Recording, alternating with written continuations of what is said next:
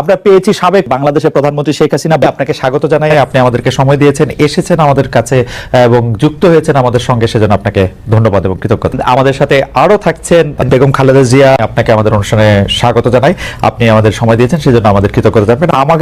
আমরা আসলে অনেকগুলি প্রশ্ন আপনাদের দুজনকেই করতে হবে, সেজন্য আমরা আপা এতদিন ধরে গর্তের ভিতরে থাইকা আপা সমানের দোয়া ইউনিস পড়ছেন বলেই না এমন বিজয়ের দেখা।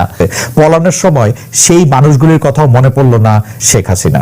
আপা আপনার একটু মন্তব্য শুনতে চাই, আপনি আমাদের একটু বলবেন জুলাই অভ্যুত্থানের ফল।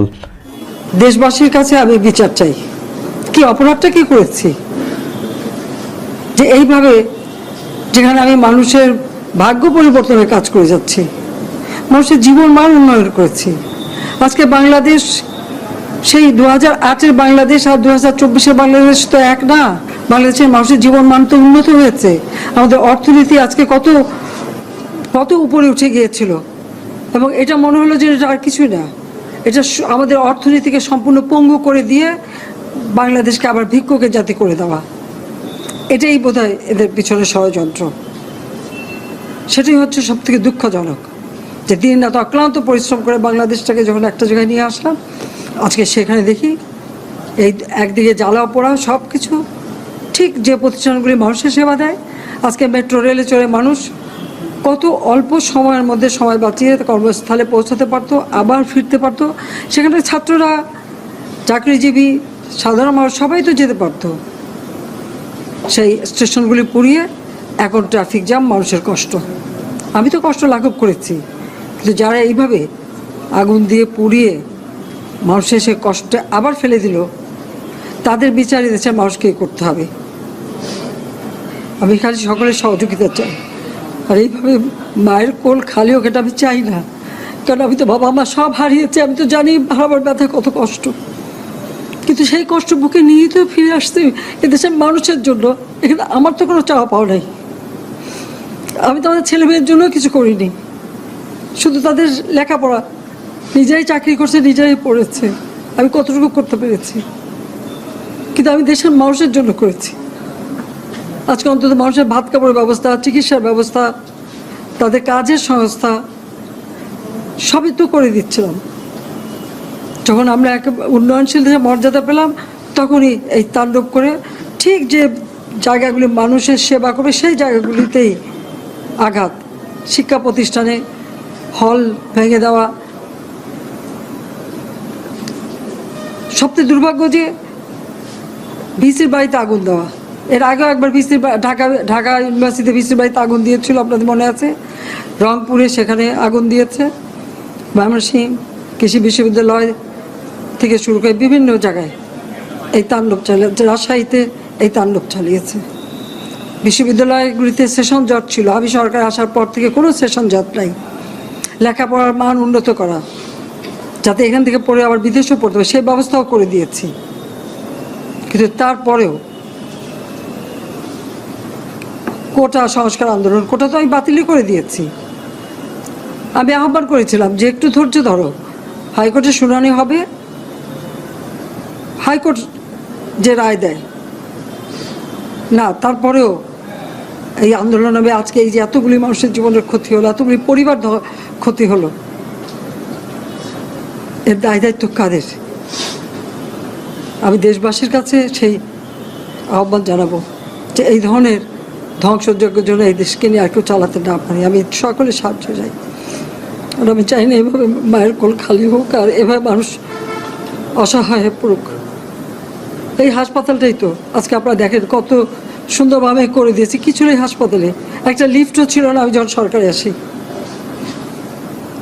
আর সেই এই হাসপাতালও আমার আব্বা স্বাধীনতার পর জাতির পিতা বঙ্গবন্ধু শেখ মুজিবই করে দিয়েছিলেন, আমি সেটা উন্নতি করেছি বলেই তো আজকে চিকিৎসা দিতে পারছি, নইলে এত রোগীর চিকিৎসা দেওয়া কোনোদিন সম্ভব হতো না। তো আমার কি এটাই অপরাধ যে আমি মানুষের জীবন মান উন্নত করার জন্য কাজ করেছি, আর সেই জায়গাগুলিকে হামলা করতে হবে? কোভিড-19-এর সময় যেখানে আমরা সব থেকে ভালোভাবে মানুষের চিকিৎসা দিতে পেরেছি, সেই কোভিড হাসপাতাল সেখানেও আগুন দিয়েছে। এটা কি ধরনের খেলা? যাক, আমি আর কিছু বলতে পারি না। আমি যে এগুলি এক একদিন দেখি আর শেখ হাসিনা আপনাকে অনেক ধন্যবাদ, অনেক ধন্যবাদ। বেগম খালেদা জিয়া, আপনি গণতন্ত্রের পক্ষে লড়াইয়ে সামিল হতে বলছেন, প্রশ্ন কেউ কেউ করছেন, প্রশ্ন উঠছে, আপনি কি এইসব মামলা মোকদ্দমা থেকে মুক্তি পেতে ডক্টর মোহাম্মদ ইউনূস সরকারেরই পরিবর্তন চাইছেন? বিসমিল্লাহির রহমানির রহিম। আসসালামু আলাইকুম। দীর্ঘদিন অসুস্থ থাকার পর আপনাদের সামনে কথা বলতে পারার জন্য আল্লাহর কাছে শুকরিয়া আদায় করছি। আমার কারাবন্দী অবস্থায় আপনারা আমার কারামুক্তি ও রোগ মুক্তির জন্য সংগ্রাম করেছেন, দোয়া করেছেন, সেজন্য আমি আপনাদের সকলকে ধন্যবাদ জানাচ্ছি। দীর্ঘ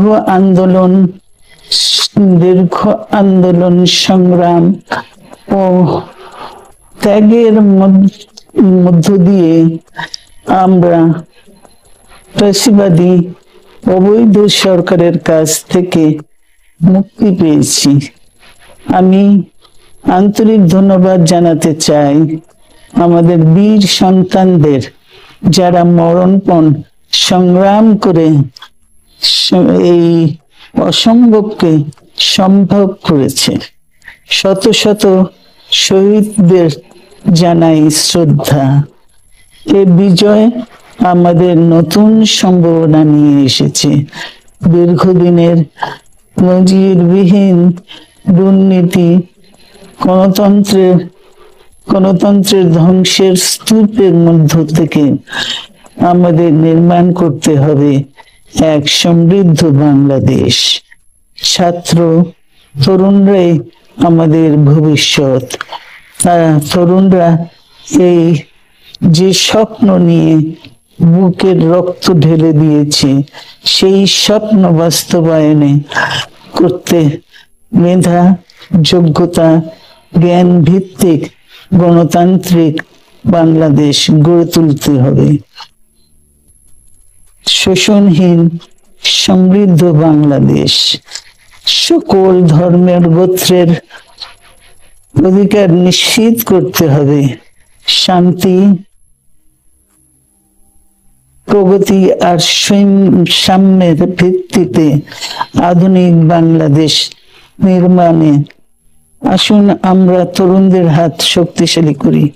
ধ্বংস নয়, প্রতিশোধ নয়, প্রতিহিংসা নয়, ভালোবাসা, শান্তি ও জ্ঞান ভিত্তিক সমাজ গড়ে তুলি। কিছু না বলেও আপনি যে দুর্যোগের মধ্যে আছেন, বললে না জানি কি হতো, আপনার মন্তব্য একটু শুনতে চাই প্রফেসর ইউনূস। তুমি তো সবটা বলে ফেলেছো সমস্যাগুলোকে। কাজে এই হলো অবস্থাটা হলো, আমি বলছি দেশের কাউকে কিছু বলি এমন কথা তো নয়। বাইরে বিদেশেও যে সবাইকে যে সাদরে নিয়ে আসি তাও না, তাদেরকে অনেক শর্ত দিই আমার এই কথাগুলো ছাপানোর আগে আমাকে বলতে হবে, যাতে আবার এমন কোনো কথা শব্দ এমন থেকে না যে আমি আর বিপদের সম্মুখীন হবো। আমি শুধু বিপদ থেকে দূরে থাকার জন্য এটা করছি, কারণ আমি চারদিকে বিপদের মধ্যে আছি। কাজে কথা না বলা, এটা একটা নিজেকে রক্ষা করার একটা সুবিধা আর কি। কত কম বলা যায় ততই হয়তো ঝামেলার থেকে বাঁচবো। সম্পূরক যে কতটা রক্ষা করতে পারলেন প্রফেসর ইউনূস? পারলাম না তো, এত তো খালি বাড়ছে। এখন তো বড় কঠিন অবস্থার মধ্যে পড়ে গেছি। কিছুদিন আগে হয়তো খবর পেয়েছে, এই মাসের মধ্যেই যে 12 তারিখে যে ঘটনা ঘটলো, যে আমাদের অফিসের মধ্যে ঢুকে গেল লোকজন, ঢুকে বললো যে এটা আমরা এখন দখল করলাম, এখান থেকে আমরা চালাবো। এটা কি ধরনের আবদারিকতা! আমরা পুলিশের কাছে গেলাম, বললো যে আমরা এই ব্যাপারে কিছু করতে পারবো না। কাজে তারাও কিছু করলো না। তো আমরা যাবোটা কোথায়? পুলিশও কিছু করবে না, ওরাও জবর দখল করার জন্য ছুটে আসবে, আমাদের আইন কানুন কিছুই মানবে না। আর আমাদের একটা প্যানিক সৃষ্টি করলো আমাদের পুরো অফিসের মধ্যে। যত লোকজন আছে, বিশেষ করে মহিলা সহকর্মী যারা আছে, তারা খুবই ভীত সন্ত্রস্ত হয়ে গেল যে কি কারবার, কি হলো এটা। কাজে সমস্যার পরিমাণ বাড়ছে, কমছে না। সমস্যা পরিমাণ বাড়ছে কমছে না। আমি একটু পিছনে আদালতে আপনার বিরুদ্ধে রায় ঘোষণার পরে আপনি একটা প্রতিক্রিয়া দিয়েছিলেন। সেই প্রতিক্রিয়া আপনি বলেছিলেন যে বাংলাদেশের একটি কথায় আপনি এরকম বলেছেন যে বাংলাদেশের প্রতিটি নাগরিককে অন্যায়ের বিরুদ্ধে এবং গণতন্ত্র এবং মানবাধিকারের পক্ষে এক কণ্ঠে কথা বলার আহ্বান জানায়। অনেকে এইটাকে দেখছেন হচ্ছে এরকম করে যে আপনি গণতন্ত্রের পক্ষে লড়াইয়ে সামিল হতে বলছেন, প্রশ্ন কেউ কেউ করছেন, প্রশ্ন উঠছে আপনি কি এইসব মামলা মোকদ্দমা থেকে মুক্তি পেতে এই সরকারেরই পরিবর্তন চাইছেন? মহিউদ্দিন, খালেদ, তুমি কি গণতন্ত্রের বিরুদ্ধে নাকি? হঠাৎ এটা নিয়ে তো চিন্তিত? আমি গণতন্ত্রের কথা বললাম ঠিক আমার জন্য, আমি তা না ইন্টারপ্রিটেশনটা হলে তো বললাম। তুমি তো বলে আমিও তো, তুমি বলবো হ্যাঁ। যে আমিও তো আছি, কাজে আপনাকে Right. পৃথকভাবে বলতে হচ্ছে কেন? আমরা সেটাই বলতেছি, কাজে আমরা কেউ গণতন্ত্রের বিপক্ষে না, সবাইকে স্মরণ করিয়ে দেওয়া যে আমরা সবাই গণতন্ত্রের পক্ষে, মানবাধিকারের পক্ষে, আমরা ন্যায় নীতির পক্ষে, রুল অফ লর পক্ষে। এইগুলো না থাকলে জাতি হিসেবে আমরা টিকে থাকবো না তো। কাজে যখনই মনে হচ্ছে যেগুলো এখন ফরেন ওয়ার্ডস হয়ে গেছে, তাতে মনে হবে যে আমাদের সমাজ হিসেবে আমাদের দায়িত্ববোধ অনেক বেড়ে গেল। এগুলোকে প্রতিষ্ঠিত করা, সোচ্চার করা, মুখ ফুটে বলা, এটা সবাইকে বলতে হবে, মুখ ফুটে বলতে হবে। আমার বিরুদ্ধে অভিযোগ হলে আমি বলছি না বলে, আপনি বলছেন না কেন? একবার বলে এখন তোমার প্রশ্নের সম্মুখীন হয়ে গেলাম। অনেকে বলছেন না আপনি তো শতবার শতমুখে গণতন্ত্রের কথাই বলবেন, আমাদের সবারই বলা উচিত, কিন্তু প্রশ্নটা এমন ভাবে তোলা হচ্ছে যে আপনি আসলে আপনার রায় ঘোষণার পর আপনি বলছেন গণতন্ত্রের কথা, মানবাধিকারের কথা। অনেকে বলছেন যে এই কথা কি আসলে যেহেতু ব্যাপারটা আপনার উপরে আসলো তখনই আপনি আসলে বললেন কিনা, নাকি আপনি আসলে বলতে চানও না, আপনি আগে যেরকম বলছেন। হতে পারে, মুখ যখন বন্ধ থাকে কোনো কথাই বলা হয় না। এখন যখন মুখ খোলার সুযোগ হয়েছে, সামনে ক্যামেরা নিয়ে দাঁড়িয়ে আছে, মাইক্রোফোন দিয়ে দাঁড়িয়ে আছে, কথা বলছি, কাজে মনের কথাটা বললাম আর কি, যেটা মনে ছিল বলা হচ্ছিল না সেটা বললাম। এটা আমার ধারণা এটা সবারই মনের কথা, সেটাকে প্রকাশ করা। তারাও চায় যে তারা বলুক, আমি বললে তাদেরও মনে সাহস আসে যে উনি বলছেন যখন আমরাও বলতে পারবো। প্রফেসর ইউনূস, আপনি যখন বলছেনই তখন আমি এই কথাটাকে একটু ইলাবোরেশন আপনার কাছ থেকে আশা করতে পারি যে আপনি যখন বলছেন যে গণতন্ত্র মানবাধিকারের পক্ষে এক কণ্ঠে কথা বলার আহ্বান আপনি জানাচ্ছেন, আপনার কাছে কি মনে হচ্ছে যে গণতন্ত্র মানবাধিকারের পক্ষে এখন বহু পক্ষ বহু কণ্ঠ, এটা আসলে এক কণ্ঠে কেউ বলতে পারছে না বা সাহস পাচ্ছে না বা বলছে না, এরকম আপনার মনে হচ্ছে কিনা? আমার মনে হচ্ছে তাই, কারণ বলতে পারছে না তো, মুখ খুলে সব গণতন্ত্রের কথা বলতে পারছে না, কাজে সেটা বলা, এক বাক্যে বলা, পরিষ্কার কণ্ঠে বলা, এটা আমাদের সবার দায়িত্ব, তো জাতীয় দায়িত্বটা, যে না হলে গণতন্ত্র বলে কিছু থাকবে না আমাদের জন্য, আদৌ গণতন্ত্র বলে কিছু থাকবে না। একটা প্রশ্ন করি যে বর্তমান সরকার আরো স্পেসিফিক ভাবে বললে প্রধানমন্ত্রী শেখ হাসিনা স্পষ্টতই আপনাকে অপছন্দ করেন, অনেক কিছুর জন্য আপনাকে দায়ী করেন, পদ্মা সেতু এবং এই সেই। এর কারণ কি বলে আপনি মনে করেন? আপনাকে কি তিনি তার প্রতিদ্বন্দ্বী মনে করেন, নাকি সত্যি তার কাছে এমন কোনো তথ্য রয়েছে যে আপনার বিশাল কোনো রাজনৈতিক অভিলাষ রয়েছে? আপনি কি রাজনৈতিকভাবে তার প্রতিদ্বন্দ্বী হয়ে উঠছেন বলে তিনি আপনাকে অপছন্দ করছেন, না কি কারণে, আপনার কি মনে হয়? আমার মনে হয় উনি মনে করেন যে আমি দেশের সর্বোচ্চ ডাকু, সন্ত্রাসী, কিংবা আমি অপরাধী, আমি সেরা চোর, এই জাতীয় জিনিস মনে করেন, কাজে সেগুলো ব্যাখ্যা করেন উনি তার মুখে। উনি বলেন যে আমি সুদখোর, আমি ঘুষখোর, আমি সব এমন সব কটু শব্দ ব্যবহার করেন যাতে মনে হয় যে আমার সম্বন্ধে তার ধারণা খুবই খারাপ। কিন্তু এইটা তো এরকম ছিল না।